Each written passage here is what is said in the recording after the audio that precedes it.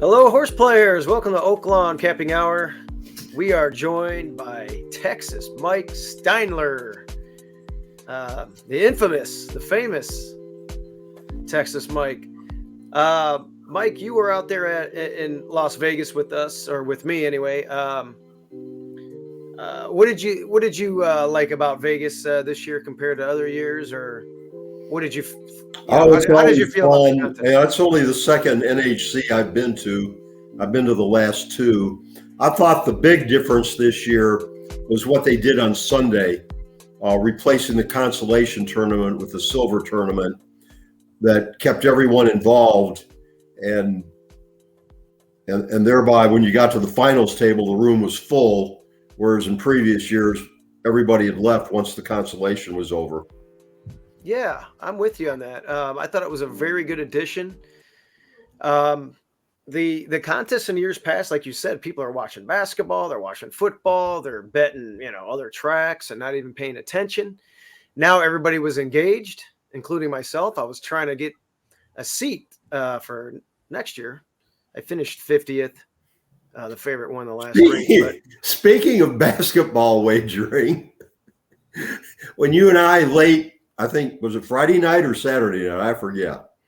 We were in the Paris sports book, and all of a sudden, I want to bet a basketball game. Wasn't a lot to wager on, and a lot of games were in the last 3-4 minutes. So I made a couple of wagers on games that had 3-4 minutes to go. Won one and lost one. That was Thursday night. I've never done that before. That was Thursday night. You were betting with like 5 minutes left in the game. You hit one of the games. And the other one, I think you split. Yeah, that's correct. Yeah, I think you split, but both games went into overtime, I think. It was fun. Crazy. Yeah. It was fun. The whole weekend was fun. The tournament and activities outside the tournament, unnamed activities. Yeah, everything was good. It's always good to get out there. I talked about, on the last show, my disaster day 2 after my good day 1. But, every horse player's had those type of days. You were my hero on day 1. Yeah, day 1. I wish I would have had 2 days like that, but, it didn't happen. As much as a handicapping championship contest, the NHC is also a great social event. Oh, yeah. And even if you don't do anything to compete at a high level, it's still a terrific event, and interacting with a lot of great people. It's a wonderful time. Yeah, it was a good time. Got to see a lot of people I haven't seen for a while. Missed a couple of people that didn't come. A couple of people that retired from horse racing. I'm like, there's a better. I didn't know people retired from betting horses, but a couple of people that I know well did that. Also want to thank you for attending on Friday night, the reception that Sam Houston Race Park held. Old Red. Old Dog or Old Red or?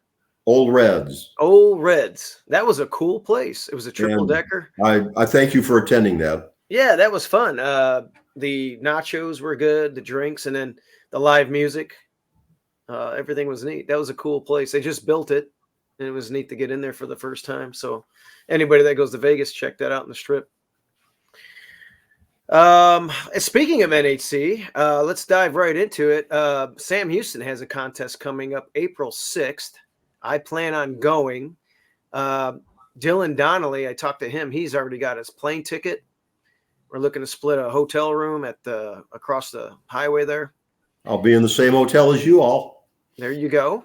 And we're excited about it. You guys have some lucrative prizes, including a BCBC seat and 2 NHC seats. Why don't you tell us a little bit about the Sam Houston contest coming up? Well, we've never done a BCBC seat before, so that's a new twist.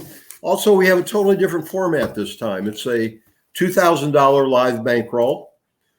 $1,000 you must wager on the Sam Houston live races, and the other $1,000 you must wager on the about 35 simulcast races that are going to be from Aqueduct, Oaklawn, Keeneland, and Santa Anita.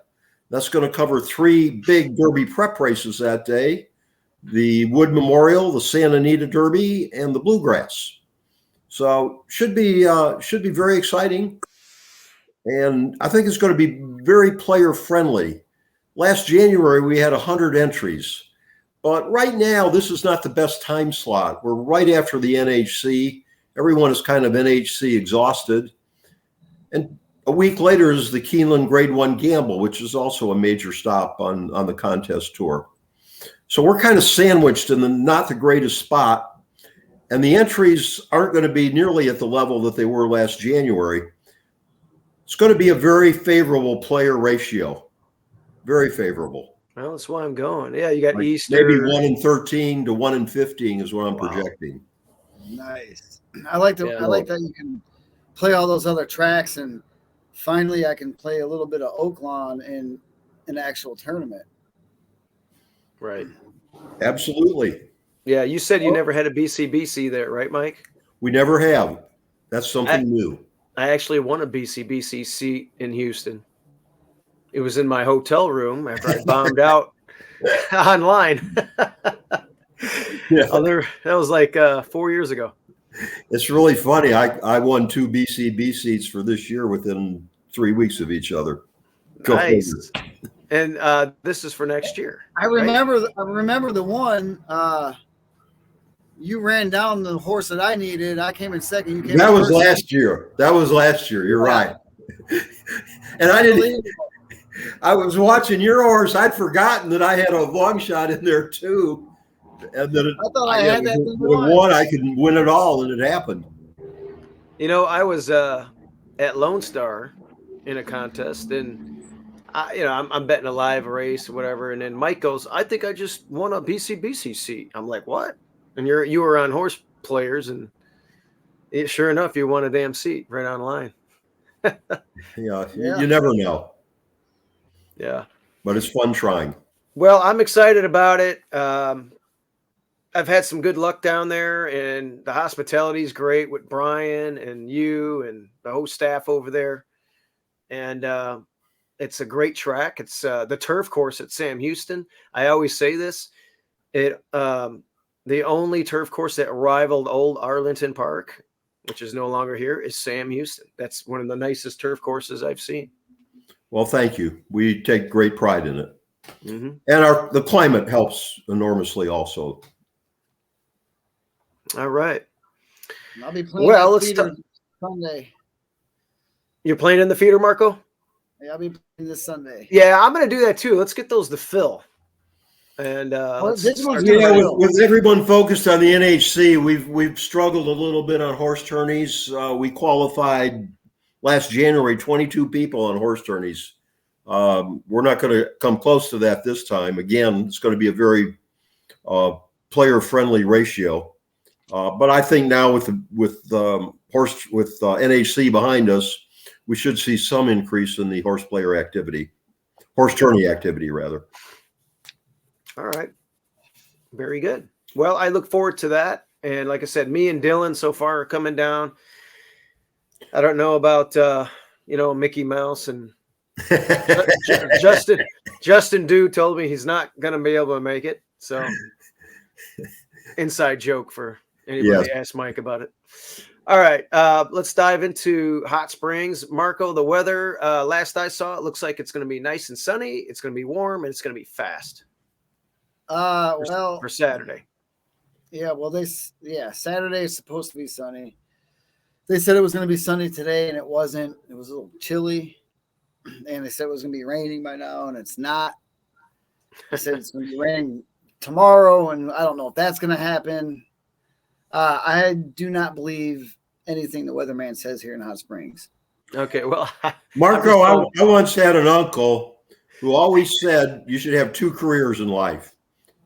I think your second career is going to be as a meteorologist. Yeah.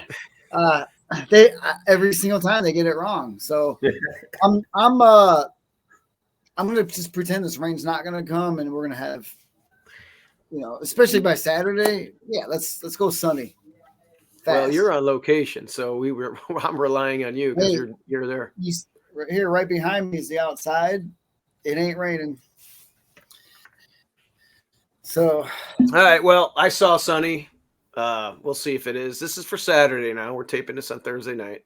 Yeah, right. So, yeah, we'll see if how that goes down.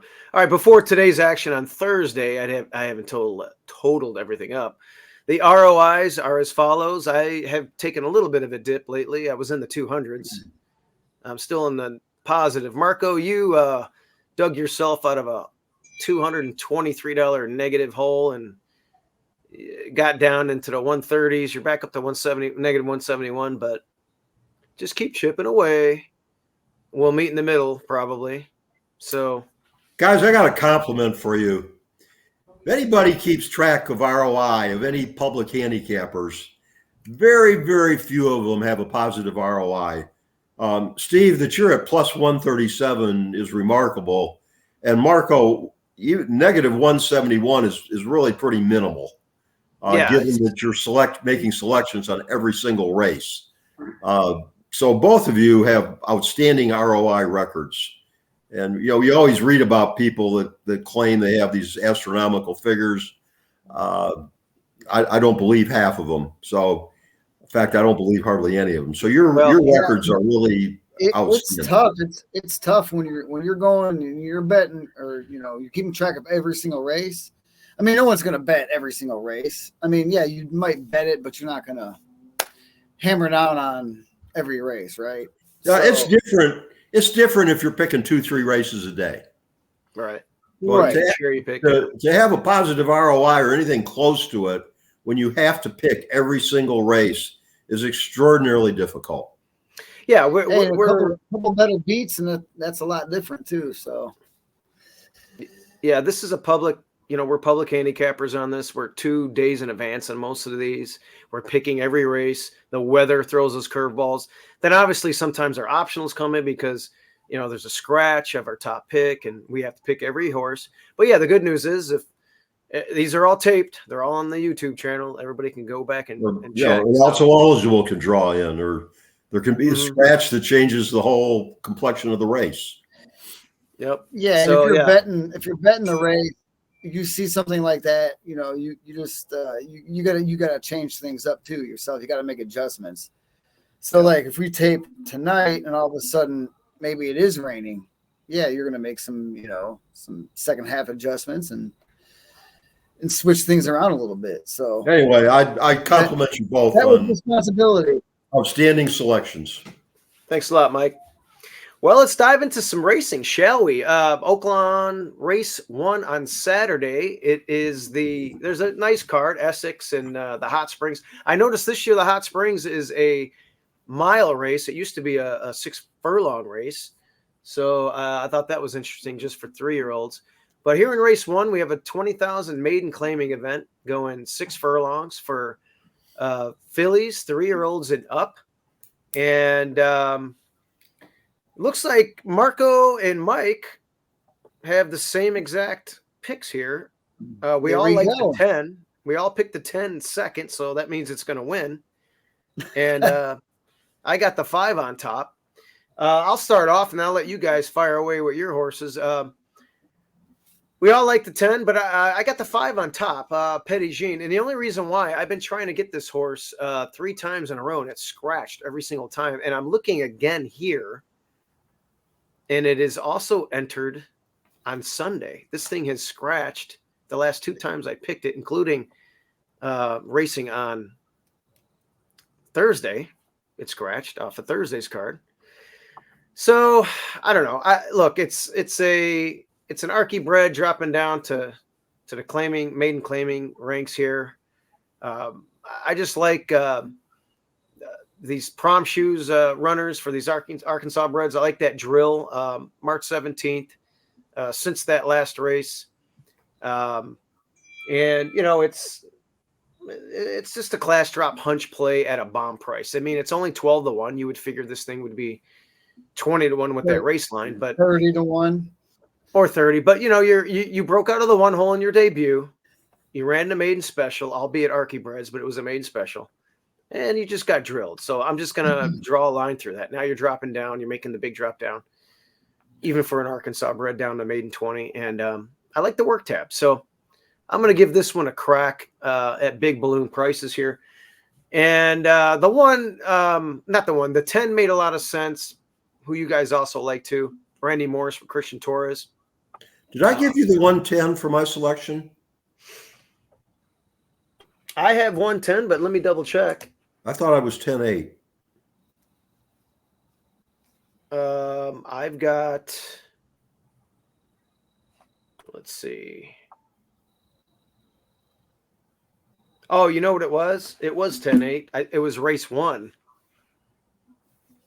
There you go. I got that mixed up. Okay. All right, we are back. So yeah, Mike has. Did I put? Oh, Yeah. All right. Okay, I think we got it right now. All right, Mike likes the 10 on top. So let's talk about that 10, Mike. I like it. It's in Randy Morris's barn. You like it on top? Fire away. Well, there's 10 horses in this race that are 0 for 37. None of them have been close to a win. I thought the 10 has the best buyers by far, and he drops in class for the second straight time. As far as the number 8 goes, I threw out his last two. I threw out the 2 races he had, which were on off tracks. If you look at his other 2 races, he beat half the field, which is more than most of the horses in this race have done. So that's how I got to the 8. Okay. Looking at that 8, Pink Chimes.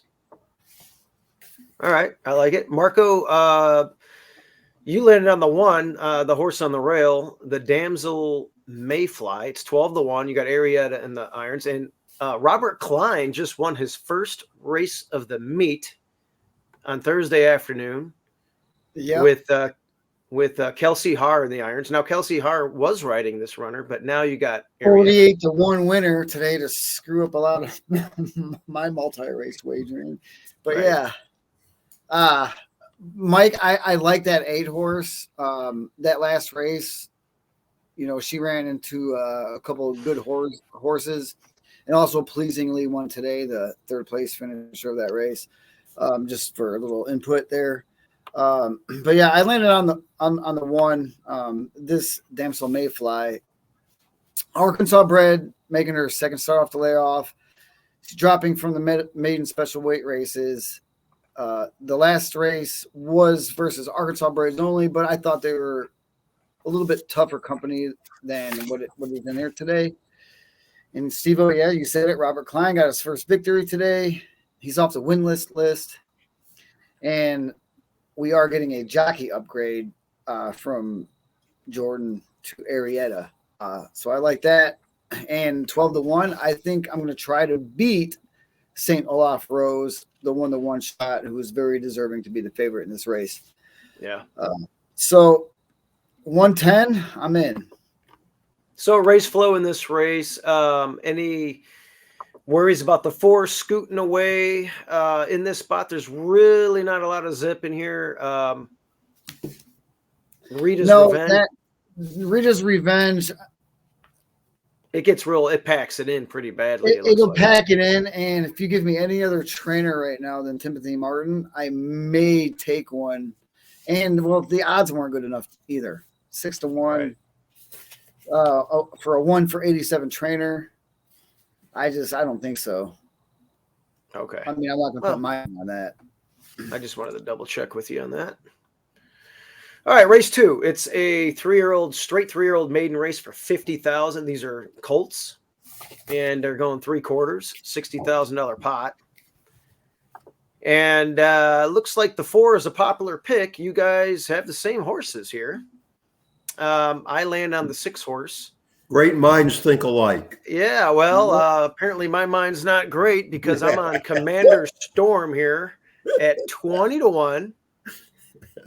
First time gelding, Barbosa the Bug is getting 7 pounds there.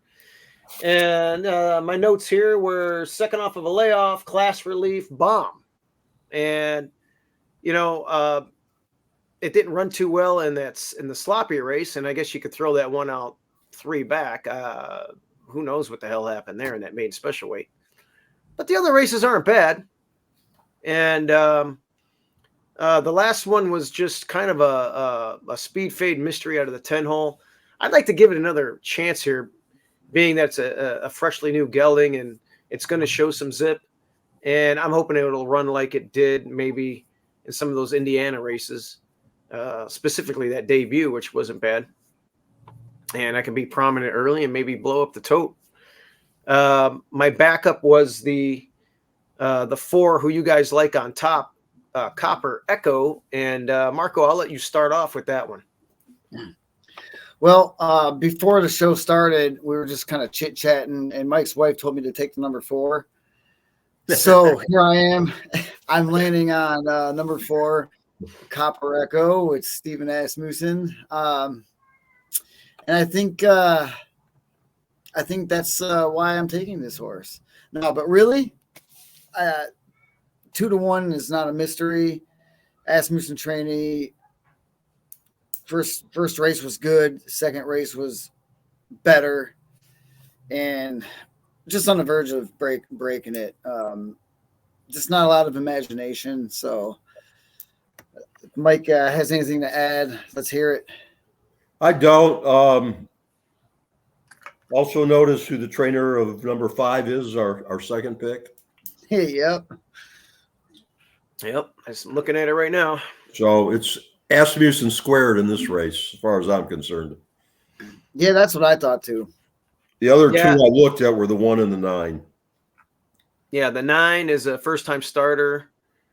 And JJ's Ranger with Hartman, with Bejarano, that makes a lot of sense too. There's a lot of stuff that makes sense in here. Me, thinking out of the box here and going with this Indiana bred might be a stretch, but you know what? It's that last race. I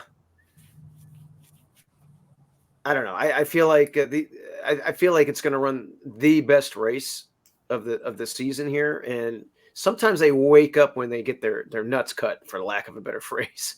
So, Yeah. well, Could you be a little more specific? yeah. Well, it's funny. A trainer that we have, Manny Perez, up in Chicago, when they geld the horses, the colts, they throw the nuts on top of the roof of the barn for good luck. I don't know. I don't know if it's Jesus. I don't know if it's a Mexican thing or something else, but yeah, that's what he does. So, You ever had Rocky Mountain oysters?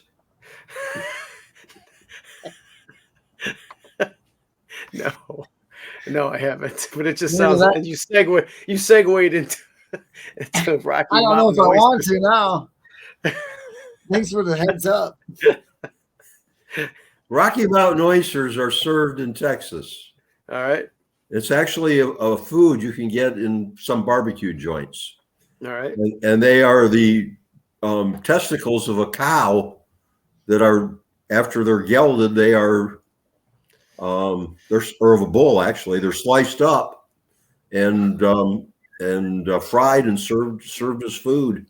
And I didn't know what they were when I first moved to Texas 50 years ago. And I was some barbecue joint, and I asked the 15-year-old waitress what they were, and she very specifically told me what they were. Well, but you can still find them in smaller towns in Texas. I think that's why you got to read the menu fully before you order down there. Apparently, hard pass for me. All right, Google it if you don't believe me. I believe you. All right, race 3 is a 12-5 non-winners of 2 life event for fillies, 3-year-olds and up, going 3/4. And I landed on the 10 here, who is This One's for Love. It's 20-1, and this one is second off of a layoff. This one's also getting some class relief here, and it's a big price. It ran for 30 off of the layoff. It hung around a little bit. It got carried out wide if you watched the replay that day, and then it just kind of packed it in and wanted to live the fight another day. I don't know much about Lonnie Briley as a trainer. 0 for 13 at the meet, a second and a third, 10% last year. And then, of course, Ramsey Zimmerman. I've known him for a long time, or known of him for a long time. He's having kind of a subpar meet at only 4%. But this one's taken a deep plunge here as opposed to, some of the other ones in here. And I really want to give it a crack here. Its fastest race can win. And if it can do that, if it can dig down deep and get some of that old form, it can definitely, do some box cars here at 20 to 1. Mike, the 7 is an interesting runner here. My Cajun Lady. Actually, Marco, you picked My Cajun Lady. I like the 7 also. Go ahead, Marco. Okay. Yeah, she's a fresh claim. I think by a capable barn. She also has 2 second-place finishes here at the Oaklawn meet. And if I looked at the last one, she bounced. And I noticed they took the hood off in that race. I don't know if that had anything to do with it, but the blinkers are back on today and running at the same level. Switching jockeys up. You got Bug Jockey Barbosa getting the weight allowance. I think she shows back up for work today and finally gets one over the top. Marco, that was my 3rd pick, and my notes are this horse is in the mix if you throw out the last race. Yeah. And then, like I said, the blinkers were off for that. They took them off, and now they're adding them back on. And if you can get back to those last couple of races, you're pretty much right there at the wire. Yeah. Interesting. And, your backup pick is Mike's top pick. Mike, Jubilant Joni is 5 to 2 morning line. Exits, this is a significant drop from 30 down to 12.5. Yeah, I look at several things here. In non-winners of 2, I look at what level and at what track did they break their maiden, and how long ago was that, and what have they done since? This horse broke the maiden at Keeneland, where the competition is obviously strong. Mm-hmm. The horse was close to winning 2 back. Then it went up in class and didn't fare so well. And now it comes back to the level it ran 2 back. If it runs that same race that it ran 2 back at this level, I think it's a winner. I don't think it's a big price, but it's a winner. Okay. And I went to the rail with Always Smiling as my backup at 7 to 2. It's interesting. I had a note in here, play on fast track next time 2 back, and it got a fast track last time and didn't do well out of the 1 hole, and here we are in the 1 hole again. But it is a second time blinkers angle, and I know it wore the blinkers once before in a maiden special, but that was a while ago, so I figured maybe it'll be a little bit more used to him again here today. Also know the 1 horse. I like when you have non-winners. I like horses that are 1 for 6 as opposed to 1 for 22. Correct. So this horse, its maiden victory wasn't that long ago, and it was at Del Mar, where the competition is good. So I like that pick also, Steve. Okay. Very good. Let's move on to the 4th race. The 4th race is a maiden $55,000 race going 2 turns, 1 mile and a 16th. This is for 3-year-olds and up. Big purse, $62,000. And we all like the 4 horse. Mike, you picked it second. As a matter of fact, you and Marco got your picks flip-flopped. And why don't you tell us about the 8, who you like on top, Empire's Best. It's Brad Cox. It is the 8 to 5 morning line favorite. You think this one's going to jog?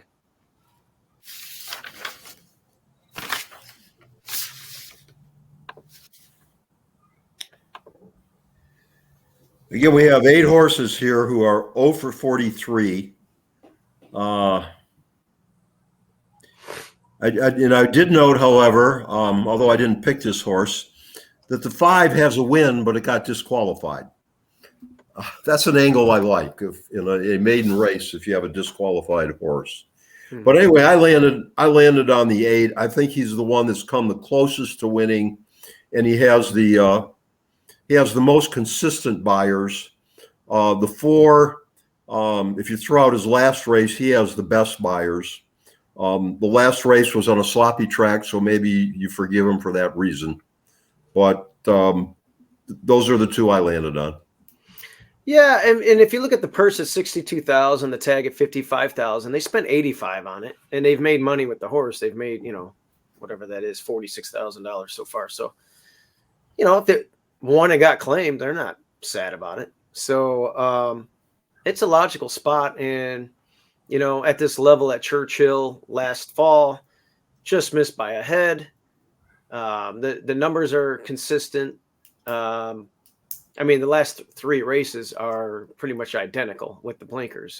Get out to the lead, and he's been just getting caught right on the square, right on the wire. Which is not a good sign, but yeah, but sooner or later, those are overwhelming. Sooner or later, is going to do it. Dwayne Lucas has one at the meet. I've been betting for 2 years. It finally broke its maiden. Gamekeeper. Marco, you know that one. It finally broke its maiden. Matter of fact, last week during the NHC, and I didn't like it, and of course it won. But eventually, they're gonna do that. Marco, the 4. Mike likes the 4 second. It's our top pick. Why don't you dive into it? Nyquik at 3-1. That's the other Brad Cox runner. Yeah, I got the Brad Cox exact as well. Nyquik, I think, has just a little bit better back numbers, with the buyers. And then I am going to throw that first one off. It was sloppy, lay off, just throw a line to it. And I like Taurus a lot better than Frenchie.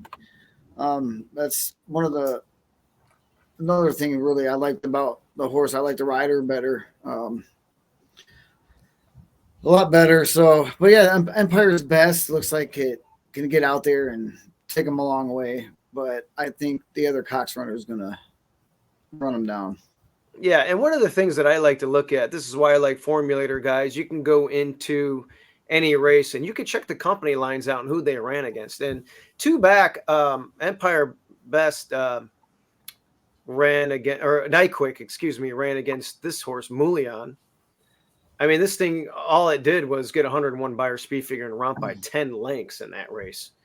So that's the type of animal that you ran against. Even the runner-up, you could look at that one, really consistent sort in the 80s. So that was a very, very tough field. And I feel like this one getting back, on a fast strip, second off of a layoff, it's going to be fast on Saturday. This one's going to be the one to beat. Even last year at Oaklawn, if you look at Juilliard, that one just got an 89 here at the meet a couple of weeks ago. So it's been running against much better. It's run the fastest, and it's getting a fast strip again here for this race. So one thing I do, or sometimes I do when I'm handicapping a race is on my first pass, I go through trying to say who can't win the race. And usually you can eliminate a large percentage of the horses right there. In this race, there were only 2 horses that I eliminated that I thought cannot win. That was the 6 and the 7. I thought anyone else in this race has a shot. Yeah, I'm in agreement with you on that. And that's what my 2 is my backup. The aforementioned Dwayne Lucas. These are the type of horses he'll surprise you with, at a gigantic price. This horse, interestingly, is 8-1, but I would imagine it would go off much higher. It seems to be a tad slower than these, and but I threw it on. I'm going to probably throw that one underneath on like a $5 try. I'll keep my horse over, your horses and my horse, and then maybe add one. All right. Race 5 closes out the early pick 5, and looks like me and Marco are flip-flopped. This is a 12-5 non-2 life 6 furlong race for 3-year-old fillies and up. Mike, why don't you start us off since me and Marco have the same horses? You like the 2 Lofty Heights, Steve Asmussen. This is going to be a horse at a price. Mm-hmm. This horse broke its maiden in its initial race as Sam Houston recently. You have Steve Asmussen. Steve ships a lot of horses from Oaklawn and the fairgrounds to Sam Houston, but he doesn't very often ship one from Sam Houston to Oaklawn. So I thought that was kind of curious here. And although the buyers and the performance in his debut win don't make him an obvious competitor in this race, I don't think Steve would ship him to Oaklawn if he didn't think the horse had a shot. So I'm going to go with him. The 3 horse, all 4 races have been good. And he's two. Let me look at my notes here. Is this the horse that's 2 for 9 at Oaklawn? This one, which one is that? No, the 3 horse. He's the 3 horse. No, 4. Oh, sorry, let me look here. You talking about the Timothy Martin runner? Chip Shortage? Chip Shortage. Yeah, that was 1 for 4 at Oaklawn. Yep. So he's got to win at Oaklawn. But what I ended up here is I have a special wager here I'm going to suggest. Okay. I'm going to do a tri-key box with the 2 over the 3, 4, 6, 7. Okay. And that doesn't get the 1 horse that you 2 like. So if you want to really get aggressive, throw the 1 in there. Well, I like the 1 on top. It's a Scott Becker runner. And, it's second time blinkers, which is always a really big handicapping angle for me. As a matter of fact, I missed the Uncle Mo second time blinkers at Santa Anita, day 2 of the NHC that went off at 23-1 from 6-1 morning line. Huge mistake for me. Didn't even look at the race. I would have definitely played it. That's why you got to really prepare well for those contests. And that's a whole other story for another day. But anyway, this one's getting second time blinkers. And last time it did get pinched out of the gate. I watched a replay of that. It got sandwiched, lost some ground there. And I think this one's second time blinkers from the rail is going to get out and go. And is going to vastly improve. Now, Becker has been off to a slow start. He did win recently. He does have 9 seconds from 42 starts. That's, well over a 20% batting average. So I would assume that he would start winning. He's a 25% trainer last year. He's a very good trainer up in Chicago. So I would think that he's going to start getting hot. And then the 7 is my backup. Marco, why don't you tell us about Mamba Out? Yeah, Mamba Out. We got a 7-2 morning line. She broke her maiden to start off the Oaklawn meet, her Oaklawn meet. She ran good at this level 2 back. She ran second. And then last out, she leveled up. Didn't work out so good. She's dropping back to the 2 back race today where I think she's going to be very competitive. She should be forwardly placed in a position that going to make her a chance at the first across the finish line. So nothing spectacular on the odds, but a major player in this race. And I do like the 1, and I do like the Mike's pick as well. Yeah, that Asmussen runner does look interesting. I did notice the horses that came back in that race, they didn't run very fast, but there was a next out winner in there. And the horses that ran second and third, or the one that dead heated with that runner and ran third, haven't come back to run yet. So I would imagine those are a little bit faster, and some of the ones a little bit lower on the company line scale. So it's one other note here. Again, I look at where horses broke their maiden and how long ago and what they've done since in this type of race. Yep. The 3, 4, 6, 7 all broke their maiden at Oaklawn. The number 1 horse, which you're gravitating towards, Steve-O, kind of got away from him because he broke his maiden at 4.5 furlongs at FanDuel. Yeah. So that was, I kind of looked past the horse after that. Okay. My wife just flashed a note in front of me that we've had our first big upset of the day in the NCAA tournament. Oh, what do we got? Because I got my bracket right here. Oakland beat Kentucky. The Wildcats lost? to Oakland, Oakland University. Okay, let me see. I know I didn't have Kentucky going far. Oh my gosh. Okay, just so you guys know. Oh, dude, I had NC State playing. Oh, I had Kentucky beaten. Well, I had Florida beating Kentucky, but wow, that's a big upset. What was that? A 15 against 14 versus 3. 14 versus 3. Wow. I should have picked NC State over Kentucky. That was a mistake. Damn. Oh, well. I can't believe that. That's a big day. Wow. That's yeah. a big one. All right. Well, thanks for the update. My pleasure. Let's move on to race 6. This is going to kick off the late pick 5 at Oaklawn. It's a 12-5. Non-winners of 2 in the last 6 months or the year or whatever. 2-turn race. It's for Colts and Gellings, 4-year-olds and up. We all like the 7.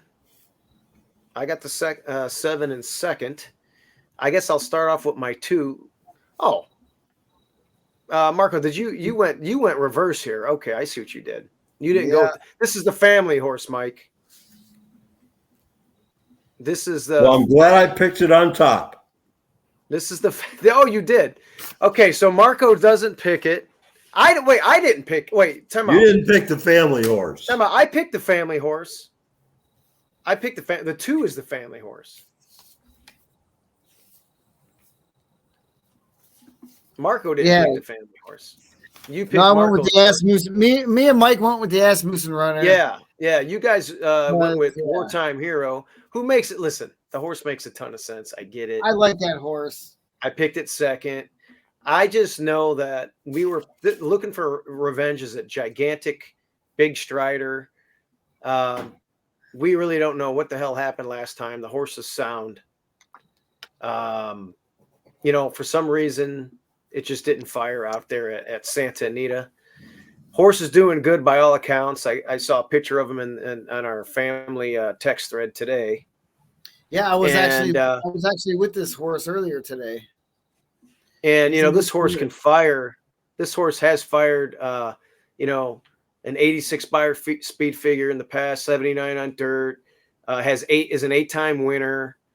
I'm just hoping I can blow up the tote with the obscure trainer here of Daniel Simonovich. So I went with the 2, looking for a revenge over your guys' top pick, who is the most likely winner, Wartime Hero. Who wants to start there? Go ahead, Mike. Well, he's won 2 of his last 3. Coming off a short layoff. He's won after short layoffs before. He's won twice at Oaklawn Park, and he has the best recent buyers. So there's an accumulation of positives for this horse. Okay. I'm in 5 is a little bit of a stretch. I'm in agreement with me. I like this horse. I had him opening day. He won. It's an Asmussen runner. He definitely looks like the best horse in the field. However, if Danny upsets him today, I will not be mad whatsoever. That would be just icing on the cake.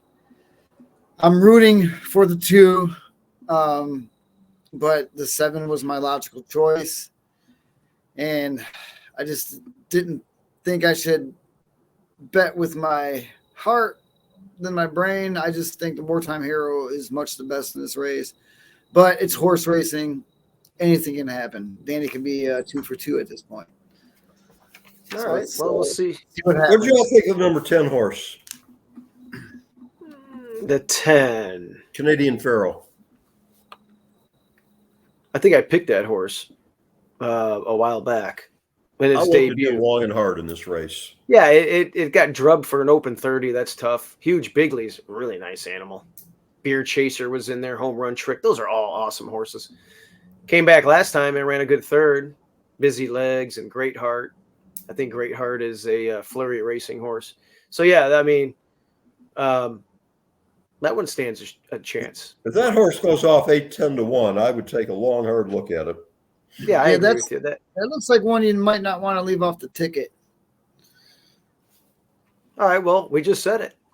I'm adding it on the ticket for the pick 5.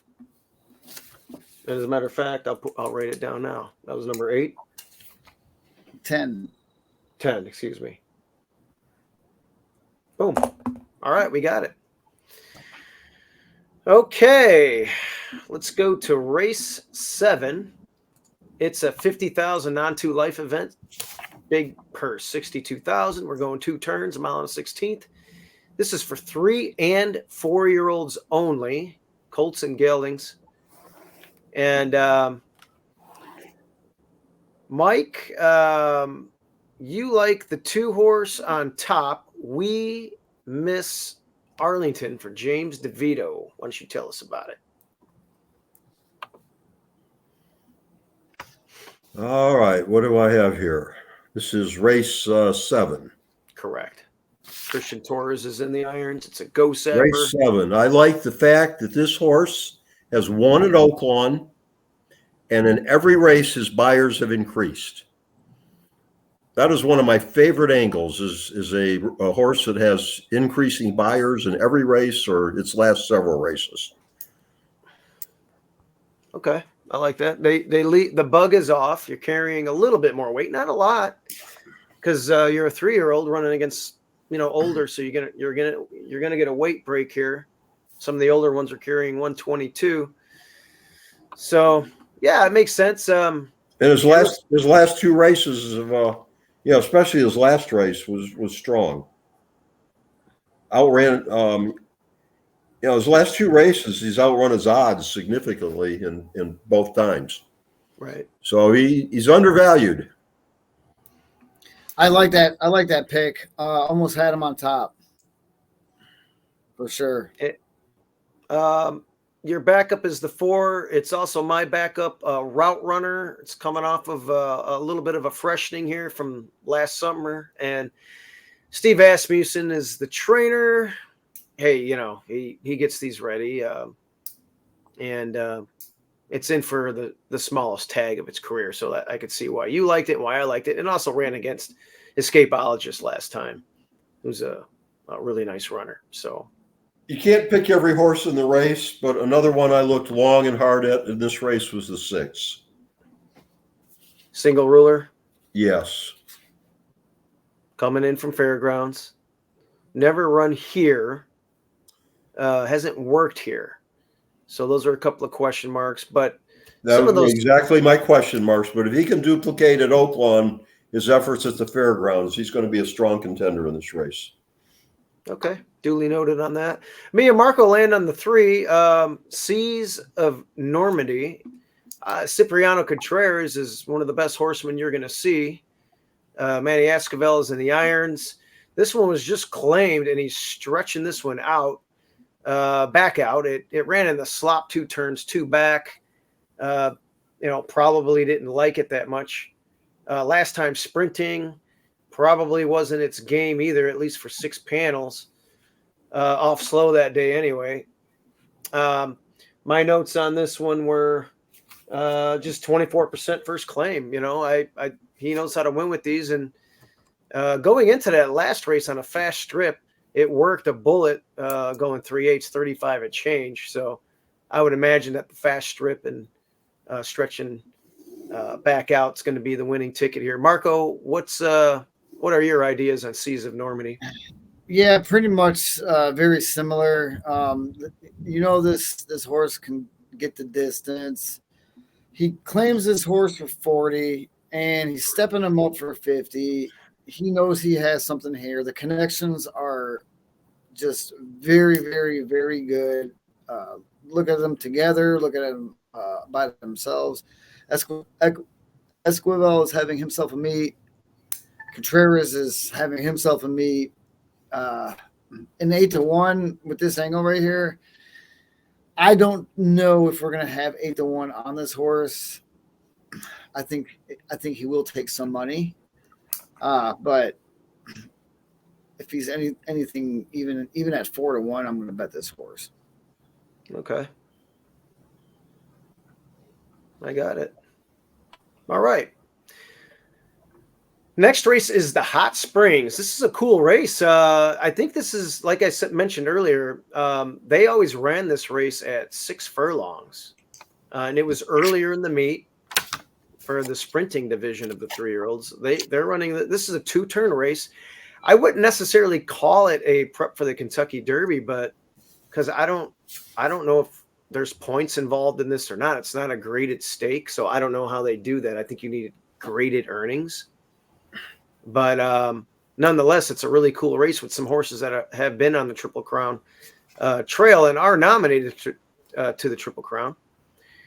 And after saying all of that, me and Mike both like the 5 as our backup selection. But I landed on the 4, Mr. Phillip is the top selection here. And Mr. Phillip is one that I've been anxious to see on the stretch out. I have a replay of its race 2 back. It shows there looks like there's a lot of zip in here, and it did wire in the slop last time out. I think it won just because it didn't, just because it was the best horse. But if you look at the race 2 back, I felt like it ran a pretty good race. Sitting in the pocket here. It's out of the 14. Well, it's 12-hole, number 14 on the outside. We're ready to go. And Lair off a stumble at the break for Wreck-It. Drops to the back after that. Shun Money flashing the most speed, and Shun Money grabs the lead with the first or Time for Truth. These two together on the lead with Ellen Canto wedged between them in the 3rd position. Mr. Phillip right off of them in the black jacket 4th, followed by Go Cap. Looks like a real nice big colt too. Caught 5 wide. He's 3 lengths behind, a length and a half clear of Shattuck and Irish Ransom. Another 2.5 more to Rocket 88. He's 9 lengths off the pace. Sailing running well between runners here, which is a good, They're side by good side. sign. They're 8 or 9 from the top, 7 clear of first bid, and Wreck-It is the trailer after stumbling at the break. Ellen Canto, the first one out of the leading 3 to give way. Time for Truth in front. He's on the rail now. Shun Money got a breather around the turn. He's coming back at him, and those two are locking horns at the top of the lane. Go Captain in the 3rd position. It's pretty much a 2-horse race from here. Right together, approaching the furlong pole. Time for Truth inside. Shun Money is outside. Time for Truth with a length lead. Shun Money trying to get by him, but Time for Truth starts to inch away. Time for Truth, the first-time starter by Omaha Beach, is going to do it for the Ron Moquette barn. Time for Truth, your winner. Mr. Phillip was second. That was a good race. Rocket 88 third, and Photo for 4th. I think it went to first. Hey, can we bet on replays? Can you bet on replays? Yes.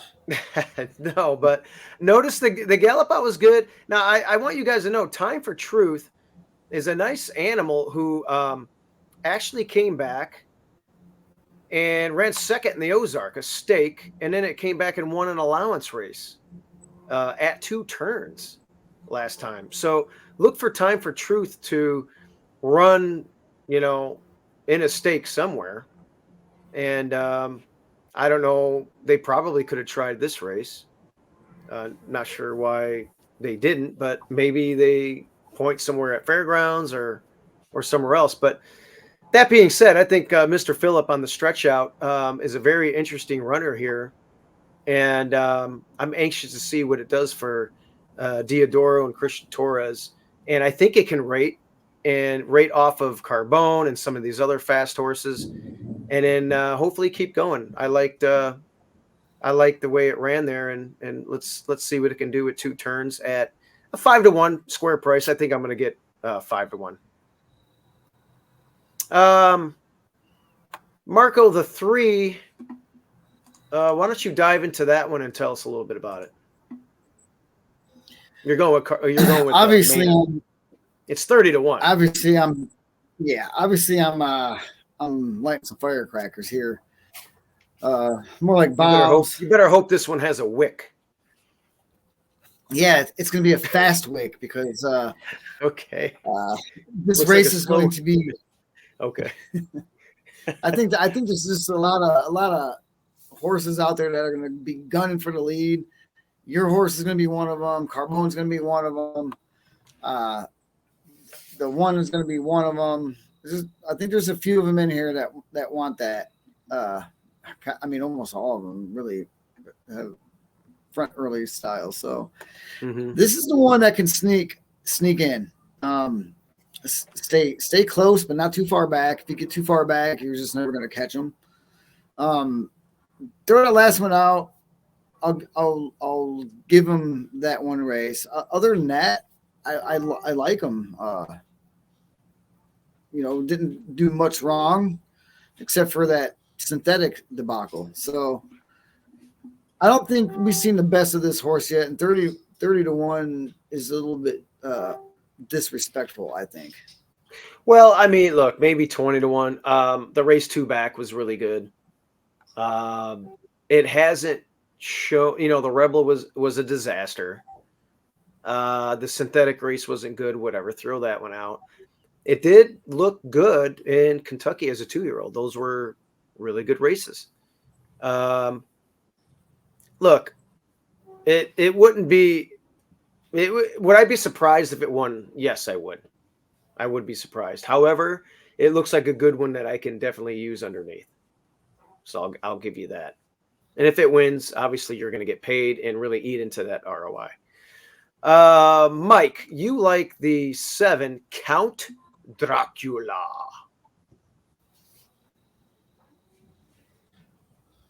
Should I throw some holy water on you?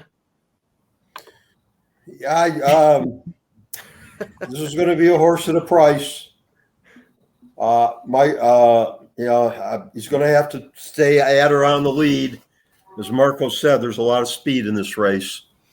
And if I had to do it over again, I might gravitate toward the 5. Okay, well, my second choice. Let's talk about your second choice, and you can change it if you want. I could change it right now, Mike. Yeah, I'm going to change it. All right, we are back, and as you can see the graphic, Mike switched his pick. Let's see if that haunts him. Never switch your pick, Mike. Well. All right, so you go from Count Dracula to Footprint, and obviously this is the obvious stretch runner, right? This is the one that's going to be, loping around, probably 10 lengths out, letting things develop, and Landeros is going to ask for everything at the quarter pole, from the 3/8 pole to the quarter pole, and ask for a few furious rally here. So you're looking for some fast fractions. 3 back, it ran against Track Phantom. He's going to be in the Kentucky Derby. The last 2 races were pretty good. Lost by a head and a 3-way photo finish, and didn't disgrace itself at all last time. So Seize the Gray's a nice animal, and so yeah. I mean, you got to better watch out for this horse. Yeah, and this is where I thought you were going to land, Marco. Look at the time form. Look at the late time form rating. Yeah, the late pace figure is 108 compared to everyone else. Where everyone else has the big early numbers, they're going to be banging heads. 100%, Mike. Correct. 100%. It makes it. That's why I threw it in as my backup. They are adding the hood here. I'm not sure what to make of that, but McPeak is 0 for 23 the last couple of years with first blinkers. So, interestingly, he's trying it here in a stake, but it's definitely going to be the one that's going to be, coming late. So, I'm just hoping that the stretch out with my runner with Mr. Phillip is going to be enough here. But hey, I mean, yeah, the 5 is going to be full of run. That's why it's called gambling. Yep. Yes. Anything else to add on this one, guys? No. All right. No, we're good. Let's go to the big one, the graded stake here, the Grade 3 Essex Handicap. And the Essex is a cool race. It's a prep for the Oaklawn Handicap, which is a really nice race every year. And some good runners in here, some interesting runners. I landed on the diverging opinions here. Yeah, well, I went with Wizard of Westwood. I mean, the reason why I did, it broke its maiden out west. First time asking, which is always tough to do. It's always tough to win first time asking. And usually if you got a horse or a colt that wins first time asking as a 2 or a 3-year-old, they usually become something good. At the very least, an allowance runner, if not a really nice stakes runner. So it did that. And the only other time it ran on dirt, they took it off the grass at 9 panels and it romped by 8 lengths. And, the runner up in that race at Churchill 2-back, that one won next time out with a 90 buyer speed figure at 10 furlongs at Turfway Park. So that turned out to be a pretty good race. Trivia question. Yeah, go ahead. In real life, who was the Wizard of Westwood? Man, I don't know. John Wooden, the coach at UCLA. Oh, really? Yes, he was the Okay. Wizard of Westwood. I was watching basketball in the 80s. The 70s is... Yeah, 60s and 70s, a little before your time. yeah, that's UCLA, right? That's right. Right. Won 13, I think 12 NCAA championships in 13 years. It's crazy. And the only school in that period that otherwise won an NCAA championship was a little school called Texas Western, which is now the University of Texas at El Paso. Really? Yes, they won in that 12, 13-year streak. They were the only school other than UCLA to win an NCAA title. Huh. I would have never known that. And now we know. And I'm sharing this screen here, and if you look at this, 2 for 2 on dirt, fast dirt, 2 for 2 on dirt. Nice bullet coming in at the training track down in actually at Churchill, and it just seems like it's going to be a dirt horse. It could be a cigar situation here. We might see our next cigar here, guys. Wow, going on a limb on that one, huh? Hey, look, it's 8-1. Until it loses on dirt, I want to see somebody beat it. The rest of the field, I don't know. So here's the deal. Mike, you like the 6. Why don't you tell us about it? War Campaign. That was a really nice race last time. I think this is a more wide open race than one might think. It doesn't have the speed of the previous race, but it still has horses that are going to vie for the front. And again, I'm looking at the late time form rating, and the 6 and the 8 are way out above everyone else in that regard. So if there's going to be a closer that wins this race, it's going to be one of those 2. Okay, I got you. And Marco, you're on the 5, who is Magic Tap. I like the 5 a lot too. I picked it second. I almost picked it on top. I just wanted to get something of a little bit more of a price. I went and watched the replay of the last. It says traffic quarter slow gain. I didn't see too much traffic. I thought it sat in a pocket and found a seam and had, very little trouble there. It did run really good to the wire with Octane. Those 2 ran just unbelievable, and Magic Tap ran well and galloped out. Valiant effort. It was a really good race. It was the only horse in the race that's been competitive in a graded race. Yeah, and look, he came off the shelf, won. All right, he ran in the Razorback, just missed behind Octane. It's Asmussen. He comes here, he wins stakes races. Got the son of Tappet here. Nice, expensive horse. Pretty much never did anything wrong in his whole career. I think this horse wins for fun today, and this is one that you can probably maybe bet half your mortgage on. Whoa. You're really going out on a limb here. I mean, I like the horse too. Don't get me wrong, but I'm not. I like the horse a lot. I just think this one is is ready to make for another step up in his career. I think he's ready to go forward. All right. So what do you guys think about the 2 here? Lure him in. This is a horse, Marco, if you remember. This one used to run at Gulfstream a lot. I remember this horse. Yeah, Lamplighter Jack beat this one. Horse that we own, and we beat him in a stake race out at Gulfstream with Lamplighter Jack.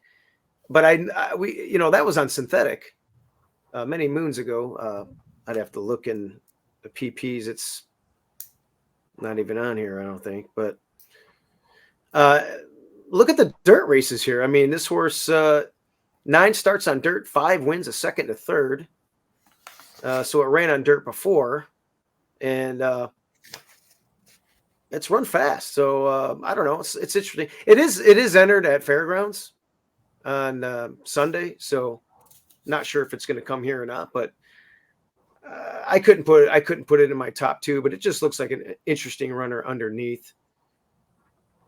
And I'll just leave it at that. Is there any horse in this race that you think can't win it? If you put a bullet to my head and said, hey, which one is going to run dead last? I would tell you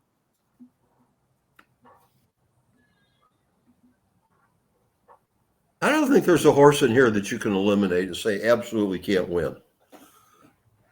My God. I guess if you go by recent form, Great Escape, but it's Diodoro.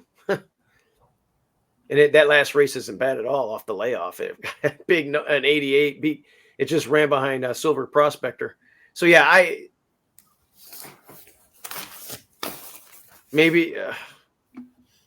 guess the 1, just because it came off of a long layoff and ran a lackluster race compared to what it's been running with an 85. Yeah, but that was. You could say that it needed a race and second race. No, the 1's not going to finish last. Listen, that's just my point. I have no idea who would finish last in here. You're right. Anybody can win this race. You're right. So that's why I'm going with a price. That's why I got the 8, because the 8 hasn't, the 3, excuse me, at 8-1, because the 3 has not lost. 2 for 2 on dirt. So. That's, there's money to be made on this race. Yeah, it's going to be a fun race. I don't know what I'm going to do yet, but I'm going to do some supers and tries and probably some doubles and probably spread.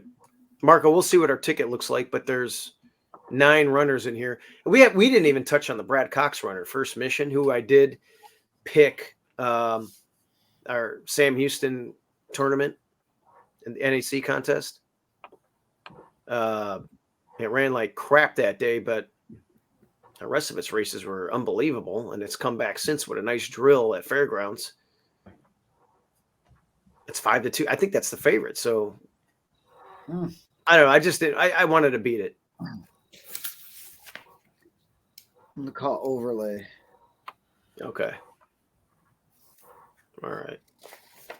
Well, let's move out into the last race here. The last race is an interesting race because I have a trip note special here. And we're going to talk about it. Mike, me and Marco both like the 9 and a 4. Mike, you're on the 2 Aurora G. Why don't you tell us a little bit about that? And I'll start talking about me and Marco's top pick after that. I had trouble with this race. Aurora G is 2-1 morning line favorite.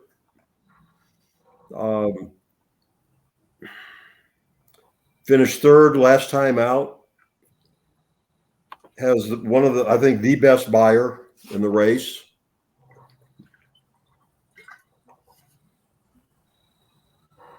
It's fast. That's not a strong argument. I agree, but there was nothing in this race that I really loved. And I went to the 6 next, again based largely on last performance, and a buyer that's not outstanding, but it's competitive compared to the other horses in this race. Well, if you look at your top pick, Mike, it ran against Hall and Ice last time, who, won that easy. And then next time out, it won again with an 81 buyer speed figure. So that's pretty damn good for an Archie bred. That's a nice Archie bred. So you're both on the 9, correct? Yeah, we're both on the 9 at a price. Make no mistake about that too, though, Mike. That's going to be the one to beat. That's definitely a wire threat. It's dropping out of those tough races, and Class Relief. That's a very solid horse. Well, Mike, we have a trip note on the 9. If you pay attention here to the 12, we're going to show you what happened here. Arden, Arkansas. The jockey lost its irons at the start, in particular, but take a look at the outside horse here. Arden, Arkansas goes in, and Leroff. Arden, Arkansas was off very awkwardly there and is well out in the center of the track early. Natural Touch has the most early lick. Right now, that horse is about 10 wide in the middle of the track. Cherokee side by side, 2 bells down on the inside. I see what you mean already. Off of heels, dropped back quite a few positions after that one in tight. Street Painter off a contentious pace. Gets a good trip to a nice 5th horse. position. Nice big Archie. Themselves out on the lead. Then Honey Pat, Arden, Arkansas after the awkward getaway is rushed up. Now it's getting into contention here. Tikana is next. Nice looking animal. The first time starter is third last year, 2 lengths better than Sophie's Star. Big Southern horse. Spite is the trailer as they round the forward turn. Natural Touch in front. Natural Touch the leader here. Can't I Run coming up to apply the heat. Street Painter battling as well. 3 wide. Natural Touch at the top of the lane. I mean, it's green as all hell. Here. Street Painter chasing second. Can't I Run between horses struggles. They're down the stretch. Natural Touch confronted by Street Painter. Arden, Arkansas running a big race on the grandstand side is motoring home. Natural Touch continues to dig in. Street Painter can't get there second, and it's going to be Natural Touch to pull away late. Natural Touch, Ramon Vasquez, gate to wire. Street Painter holds off Arden, Arkansas for the second spot. Yeah, that was a really good debut. Not a debut. And if you read the trip notes in the racing form, they don't mention that. Yeah, I mean, this is why. Let me check out the gallop out. I can't remember. Yeah, there it is. So anyway, you mentioned, you mentioned that, Mike. I mean, it says just broke out. It says lost iron, but in 5 wide. I'm sure I didn't see that. But I got here, was much the best. Belmer almost lost irons at break, rallied. So yeah, you have to. I'm sorry, I was looking at the wrong note. You're correct. You have to put these notes in though, even because you might even miss that, whatever they wrote there. I was looking at the note below that. You're right. Mm-hmm. So I added that in. I'm looking for a clean break. Now that was its seasonal debut. It's a 6-year-old mare. It ran in all maiden specials and stakes, the last couple of years, and they finally ran it in for a tag where, if it breaks clean, it wins. 12-1, second off of a layoff with that trip note. I just don't see it. I'll probably have 200 to win on this mare if I get that price. I'm gonna bet it good anyway, and it's probably gonna be my single. Although I'll do a nice big exacta box with your runner. But I mean, it's one that I definitely am gonna be betting pretty heavy here, and it is my pick of the day, which we'll go over. But yeah, it looks like the 9, the 2. I'm gonna give another consideration to, and then the 4 is me and Marco's backup. Marco, what did we like about the 4? Sunny and 70. Oh, John Ortiz, Ramon Vasquez. Yeah, we're cutting back in distance. And we're cutting back. And, right. and yeah, we're getting to this. We're in the same level. And I put it on bottom because, I think I told you this earlier on fading Vasquez. For some reason, I'm not huge on him right now. I don't think he tries hard enough. And so I put him underneath, and yeah, this trip note and what happened in that last race with Arden R just looks really good. So yeah, and that race 2 back. Okay. That race 2 back against Delta Moon. Delta Moon won that race and got a 60 buyer speed figure, which would be 10 better, I think, than anything in here. So that was a really strong race 2 back. And getting back to sprinting, that's why I liked it as well. So I think those are the 3 horses. Mike, the 6, Sweet Street Painter. What did you like there? What were you thinking for your backup? Again, I'm looking at the last race. The last race was decent, yeah. It was decent. It's the best race in a while. Yeah, it's had 6 races at Oaklawn. Hasn't won any, but it's finished second twice. So it has been competitive at Oaklawn. Yeah, these look like the 4 horses, the 9, the 4, the 2, or the 6. I'd be shocked if one of these did not win this race. I'm probably going to do a 9 over a 2, 4, 6, $10 try key, and then do some other stuff. But yeah, the 6 ran second in every single maiden claiming event at Oaklawn here. I see that. He tried the maiden special weights 3 times, lost by 10 lengths, and then his 3 maiden claimers, he ran second in all 3 of them, just missed. So definitely going to be a player here. All right. Yeah, that's both good and bad when I see that. I sometimes get worried that horse finishing second too often doesn't know how to win, and you get suckered into betting it too. But there is always an ass for every seat. Sooner or later, it will find a race to win. Yes, I agree, but it's Zippy Chippy finished second too many times. Didn't Zippy Chippy even win, or did that one retire 0 for 100? I can't remember. I don't think he ever won. Okay. Well, that one, yeah, withstanding. Okay, so Marco, your top pick is going to be Cajun Lady. I think you like that one too, Mike. I can't remember. Maybe you're not. Yeah, but. I like Cajun Lady. That's the one. That's your top pick of the day, and for me, I'm going with our replay that we just saw on the nightcap.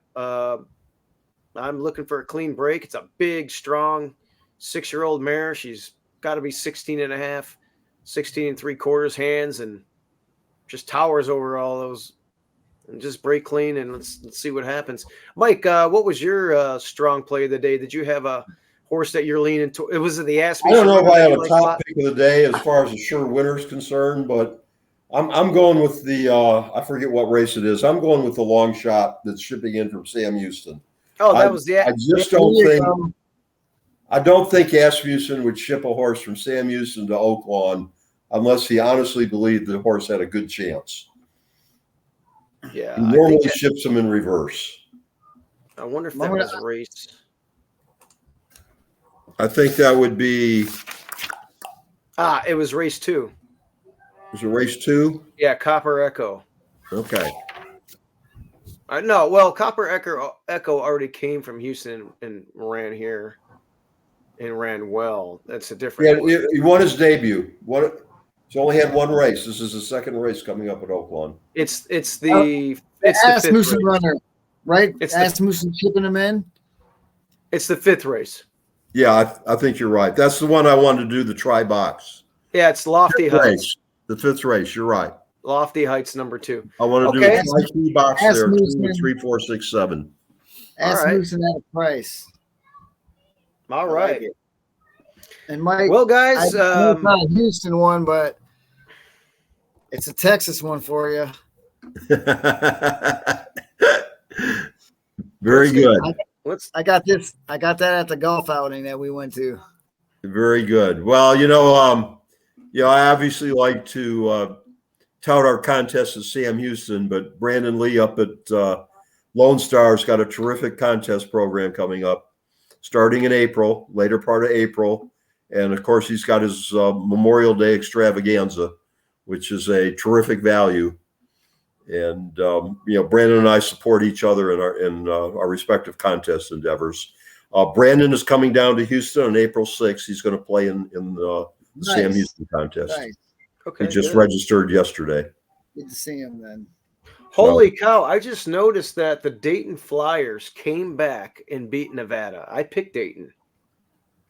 I had Nevada. Nevada was winning by 15 Yeah. with like 6 minutes to go. Wow. I'm going to turn it off until the Final Four. I'm looking pretty good, although Gonzaga lost. Gonzaga lost? I think. Roll Tide. Wait, no, Gonzaga won. I don't know what's going on here. McNeese. What's McNeese? McNeese State? Did I pick McNeese? I'm going to give you the big upset of the day tomorrow. I must have picked McNeese. Go ahead. What do you got? The Stetson Hatters are going to beat the Connecticut Huskies. The Stetson Hatters. How fitting. We see a 1 seed lose recently? Yes. So Purdue lost last year, I think. Yeah. So, and if they lost again this year, It happens every year now, it seems. I can't even pick it anymore. I think it's happened twice in history, but I think it's twice in the last 5 years. Yeah, I got San Diego State beating UConn in the 16 bracket. No, I don't really believe Stetson is going to win. Yeah. I just threw that out there.